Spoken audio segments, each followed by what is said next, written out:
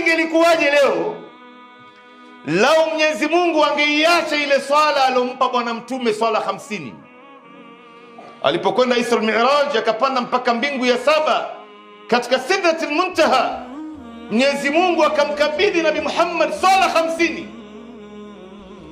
Leo ingelikuwa inaendelea hiyo, ina maana kila baada ya dakika 20 ukipiga mahesabu ratio, ina maana kila baada ya dakika 20 ilikuwa nitakana si tuswali. Nani ambaye angeweza hiyo jamani?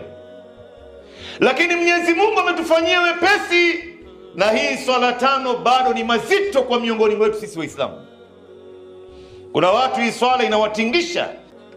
Hizi misikiti zote lao Waislamu wote wataswali ndani yake swala 5 kama walivyoamrishwa, misikiti yote hii imeshapitwa na wakati, yanatakana ijengwe upya.